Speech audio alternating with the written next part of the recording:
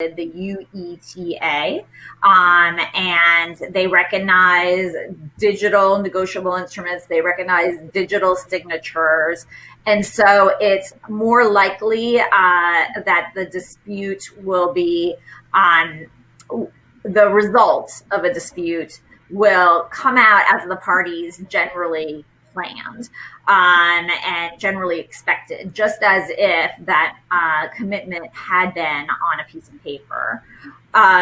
So that's where we ended up, and we think it's a good, solid framework, legal framework for folks to follow moving forward. Of course, we are still in close contact with the Uniform Law Commission.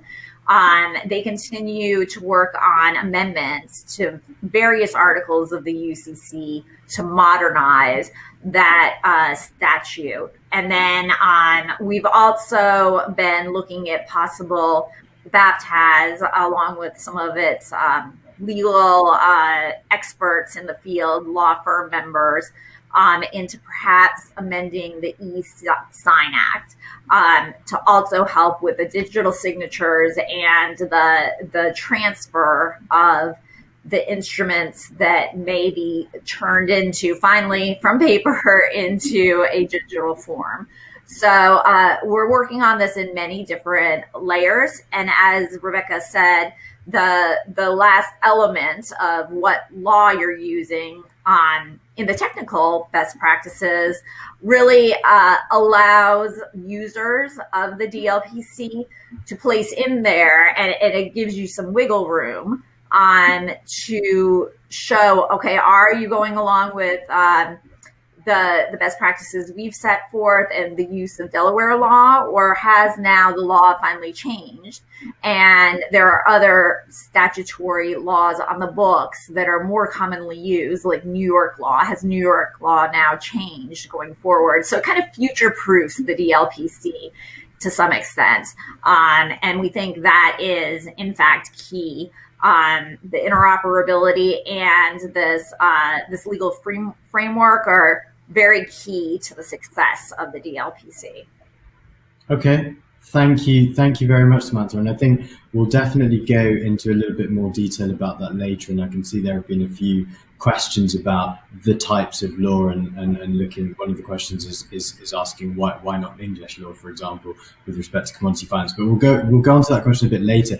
I'm going to take a bit of a step back and I guess segue a little bit and discuss how the DLPC fits in with other blockchain and digitization initiatives in the trade space. And I'm going to I'm just actually going to show our periodic table of digital ledger projects that we did with Emmanuel Garnet at the WTO and also the ICC recently, looking at some of the many different projects, consortia, networks, etc., that are going on in the space. And actually, Alyssa, I'm going to hand over to you, given that you have a really good oversight of lots of the other initiatives going on within the space. How does DLPC fit in with other projects and initiatives within the trade space? And I guess I'd like to refer specifically around standardization and also some of the interoperability projects here. Cool. Okay, so I think I would actually split those into two separate parts. In terms of how it fits into the interoperability question. I mean, interoperability is always the first thing that people ask. Okay, I'm going to deploy this blockchain application. How do I make sure that I can get assets either from another blockchain application or transfer those assets to another one? And the answer is, unless you have a framework where the state objects are represented in the same way, you can't really do that. Or let me take a step back. You can do that, but you need middleware for it, which is the whole reason that digital islands formed in the first place, was because you had these bespoke applications that needed middleware to deal with each other. So I think, in terms of how DLPC fits into the technical question about, interoperability, it provides one way of standard representation of the DLPC, such that once interoperability becomes something that makes sense. I mean, because today the projects are largely too small to need to transfer assets between them. But that's the goal of all of them. And certainly that will, that is the next stage. So when that goal becomes, when everybody's ready for that, the DLPC does sit in that ability to create a standardized object to allow that. So that's where it sits technically. So it sort of builds the technical infrastructure that we'll need in the future. In terms of standards work, we've seen, and Samantha had talked about this earlier, a lot of work from all different kind of sectors on the standards around electronic documents, electronic signatures. These are not specific problems to blockchain, but there's something that blockchain needs in order to offer the full functionality that it could do. The reason that we need standards around this is because there's a lot of questions about electronic that aren't answered in the law yet. So, for example, if you're using an electronic document, what does it mean to be original? What is an original electronic document, and how do you prove that? Unclear. So, we see a lot of work. The ICC is doing a lot of work with the Digital Standards Working Group, really updating ICC standards to make sure that they work for digitized trade. And for trade finance that's done on blockchain. We also see the work that BAFT has been doing. The Digital Standards Initiative now has been formed, which really looks very broadly at when you do have these blockchain-based initiatives, what are the kind of rules that we need? So I'll kind of stop there. In case there's any follow-up, but largely it's about the technical infrastructure that needs to be built, but very much also the legal infrastructure that needs to be there. And there's a lot of groups working together to do both of those things. Thanks, Alyssa, and I'm sure people have a few questions at the end. I think we'll go back into the functional role of the DLPC. And Rebecca, I'm going to hand over to you here. Can you provide us with a reference point or an analogy in the current trade finance space, or perhaps with reference to a specific deal, to help some of our attendees understand the structure and the function of the DLPC? And I'm going to point to our diagram here of the DLPC and how that works currently. Yeah, absolutely. So let's stick with the example that you have in the diagram, which is a letter of credit.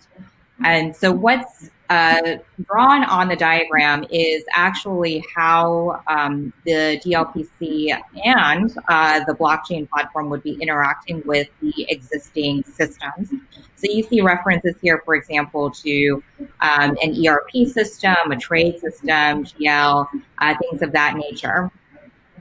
So there is really one takeaway from this particular diagram. And then I'll get into the specific mechanics of how you execute an LC using the DLPC. The one takeaway from this particular diagram is that no blockchain platform operates in isolation. I think that every blockchain platform that is doing business nowadays has learned that double entry of information, whether it's for an enterprise customer or for a banking system, is not going to fly. And so you need to be able to take data from existing legacy systems in order to complete the entire workflow for a transaction. So it should usually not be the case that people are entering in the 13 fields of the DLPC sort of greenfield in some web interface. We should be taking that information directly from an existing legacy system. And similarly, the DLPC lifecycle should be executed with data that is flowing from existing systems as well. Now, with respect to how do you actually use a DLPC in a sample transaction, I'll go into live transactions that we have later. But for purposes of anchoring the use of a DLPC with an instrument that is familiar to all of us, start with a letter of credit. So the important thing to remember when you implement a DLPC is it is all about the payment commitment. And so you're tracking commitments, okay? That's the first thing to remember. So what usually starts an LC lifecycle is that the applicant is going to go to their issuing bank and ask for issuance of a letter of credit to a beneficiary. At that point, the applicant is actually committing to the issuing bank that whatever amount they're asking for coverage under the LC is something that they have. And they will, in the end, make the issuing bank whole for putting out that letter of credit on their behalf. So the first DLPC is issued actually from the applicant to the issuing bank. So that's what kicks it off.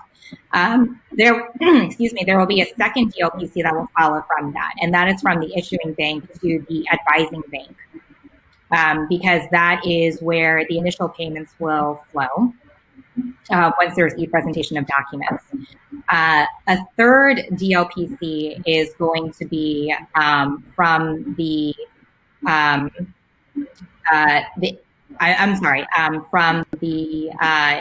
issuing bank directly to the beneficiary. So that's another commitment that's made. And then finally, a fourth DLPC is from the confirming bank to the beneficiary. Now, how these DLPCs are going to be discharged is entirely dependent on the contractual obligations that underlie them. Now, for a typical LC transaction, what will happen is the beneficiary is going to kick this off by presenting the documents. The advising bank is going to have custody of those documents. Those will be sent over to the issuing bank, and the LC will go ahead and be discharged. So the order of DLPCs that I just mentioned there are going to be discharged in reverse order first. And that way you get through an entire life cycle for a letter of credit transaction. What is probably going to happen, we anticipate just from a business point of view, is that the DLPC is going to have the highest value proposition for open account transactions. Because this is where the parties are comfortable with the fact that there is no actual bank guarantee behind the payment from the buyer to the supplier. However, there are instruments that underlie this particular instrument, and using those instruments to obtain financing, for example, is going to be a key value proposition here. So those transactions are going to be a little simpler in the sense that you have a DLPC that is going to go from the buyer to the supplier. In those instances, the DLPC is usually backed by either the master purchase agreement itself or by the purchase order. And the supplier can take that DLPC and take it to a bank and get that discounted, for example. So that's a much simpler flow compared to the letter of credit transaction. But just to give you an idea of how a DLPC could work in trade instruments that we're all pretty familiar with, and then in terms of potentially more complicated structures, we can go into that for the live transactions.